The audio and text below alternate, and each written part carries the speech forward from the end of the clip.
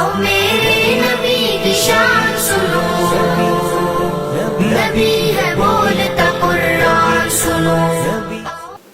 इस्लामी जमीयत तलबा के उस वक़्त के जो स्टूडेंट्स लीडर्स थे, उन्होंने पूरे मुल्क में तहरीक बर्पा की।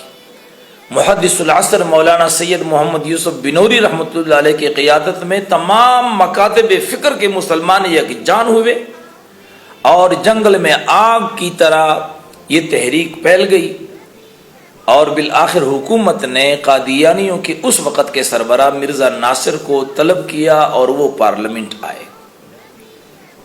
उसे गिरफ्तार नहीं किया गया, उसके साथ कोई जबर नहीं की गई, बल्कि वो खुद ब खुद पार्लियामेंट आए। 13 दिन इस पर मुबासा हुआ। वजीर आजम जुल्फ़कार अली भुट्टो मरहूम, स्पीकर असम्बली के साहबजादा फारूक अली खान साहब, अटारनी जनरल यहया बख्तियार साहब और कायद हिज़्ब इख्तिलाफ मौलाना मुफ्ती महमूद मरहूम, ये तमाम हज़रात पार्लियामेंट में मौजूद थे। मौलाना शाह अहमद नूरानी, प्रोफेसर गफूर अहमद साहब, ये तमाम हज़रात पार्लियामेंट में मौजूद थे। 13 दिन इस पर मुबासा हुआ और बाकायदा मिर्ज़ा नासिर मौजूद था। उसकी मौजूदगी में उस पर जरह की गई, सवालात किए गए और इस मुबासे में उम्मत मुस्लिमा की नुमाइंदगी की फ़राइज़ मुफ्ती महमूद साहब ने अदा किए। इस मुबासे में मौलाना मुफ्ती महमूद रहमतुल्लाह अलैह ने उम्मत मुस्लिमा की वकालत और नुमाइंदगी की फ़राइज़ अदा फरमाए, लेकिन उन्हें ये इजाज़त नहीं थी कि वो मिर्ज़ा नासिर से बराह रास्त कोई सवाल करे, बल्कि वो तहरीरी तौर पर अटॉर्नी जनरल के सामने सवाल रखता, वो फिर मिर्ज़ा नासिर से सवाल करते। 13 दिन मुबासा हुआ और पार्लियामेंट के तमाम अरकान वो इस नतीजे पर पहुंचे कि कादियानी गैर मुस्लिम हैं, इनका इस्लाम से कोई ताल्लुक नहीं। मिर्ज़ा नासिर अपने अकायद के दिफा करने में 100% नाकाम हुए।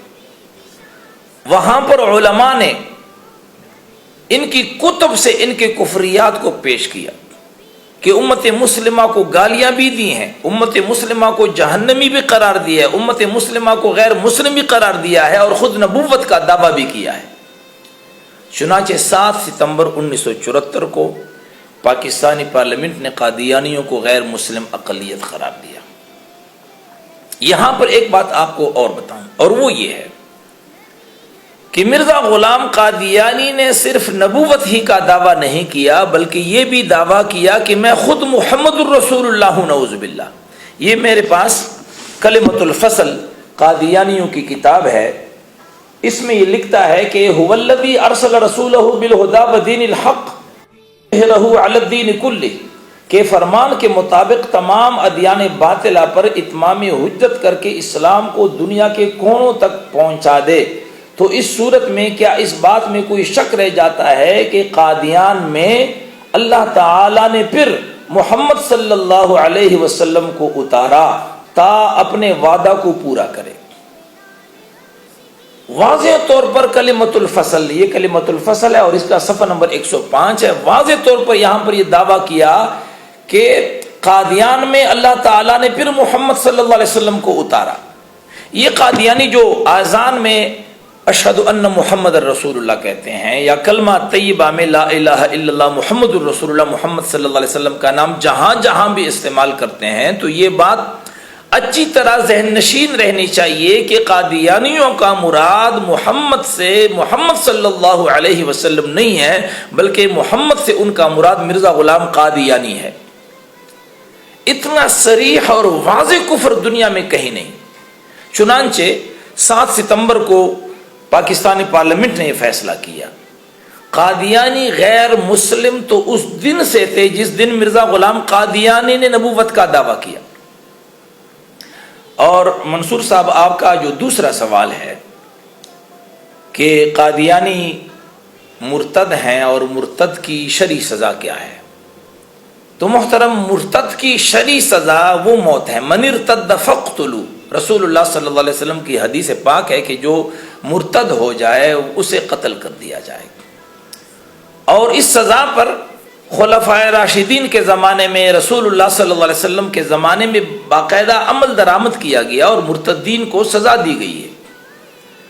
تو قادیانی مرتد کے حکم میں ہے، لیکن ان کی جو اولاد ہے، یعنی سوال آپ کا جو سوال ہے کہ اگر ایک آدمی قادیانی بن جاتا ہے، ظاہر ہے وہ تو مرتد ہے، لیکن اس کی جو اولاد ہے وہ تو مرتد نہیں ہوگی۔ اس سلسلے میں یہ بات یاد رہے کہ اگر ایک مسلمان ہندو ہو جائے یا یہودی خدا نخواستہ یا کرسچن ہو جائے تو وہ اسے مرتد کہا جائے گا، لیکن اس کی اولاد مرتد نہیں ہوگی۔ لیکن اگر ایک آدمی قادیانی بن جائے تو وہ بھی مرتد ہے، اور اس کی اولاد بھی مرتد کے حکم میں ہے، اس لیے کہ اس کی اولاد بھی اپنے آپ کو مسلمان کہے گی۔